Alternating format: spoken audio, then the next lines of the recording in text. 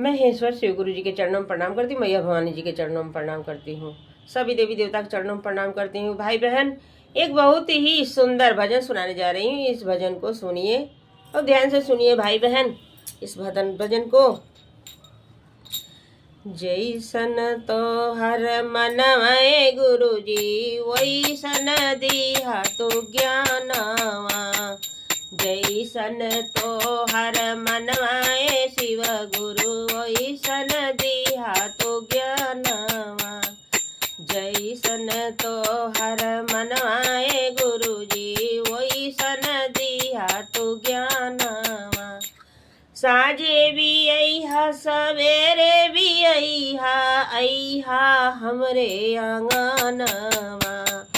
साँझे भी अइहा सवेरे भी अइहा हमरे आंगनवा।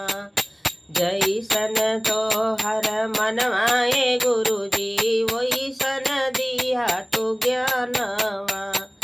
जैसन तो हर मनवाए गुरु जी वैसन दिया तो ज्ञानवा। आइबा आंगनवा तो आसन लगइब, आइबा आंगनवा तो आसन लगइब। दिया तो हमके ज्ञानवा।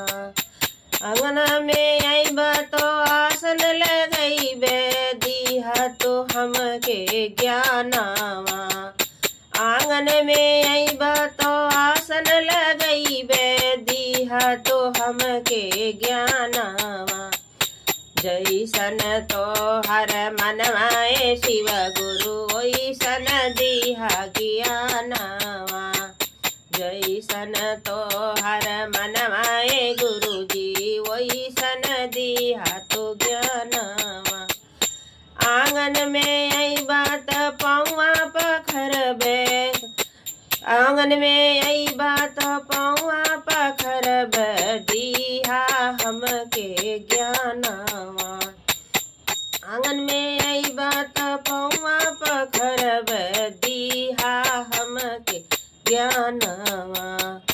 जैसन तो हर मनवाए शिव गुरु वैसन दिहा तू ज्ञानवा।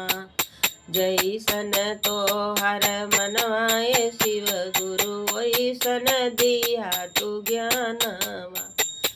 आंगन में अइबा तो घोगिया लगइबे, आंगन में अइबा तो गजरा पहनइबे। दिहा तो हमके ज्ञानवा। आंगन में अइबा तो भोगिया लगइबे, दिहा तो हमके ज्ञानवा। साँझो भी अइहा सवेरे भी अइहा हमरे आंगनवा।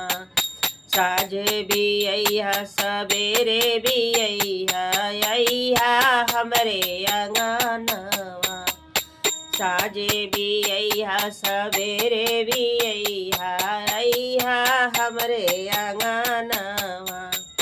जैसन तो हर मनवाए गुरु जी वैसन दिहा तो ज्ञानवा। जैसन तो हर मनवाए गुरु जी वैसन दिहा तो ज्ञानवा। अइहा आंगनवा तो आरती उतरब, अइहा आंगनवा तो आरती उतरब। दिहा तो हमके ज्ञानवा। अइबा आंगनवा तो आरती उतरब, दिहा तो हमके ज्ञानवा। दिहा तो हमके ज्ञानवा। साँझ भी अइहा सवेरे भी अइहा हमरे आंगनवा। भैया हरेंद्र दीना सुत दियल, भैया हरेंद्र दीना सुत दियल। पहले में दया मांगा, दूसरे में चर्चा, तीसरे में नमः शिवाय प्रणामवा। तीसरे में नमः शिवाय प्रणामवा। जैसन तो हर मनवाए शिव गुरु वैसन दिहा तो ज्ञानवा। जय ऐसन तो हर मनवाए शिव गुरु ऐसन दिहा तू ज्ञान। नमः शिवाय।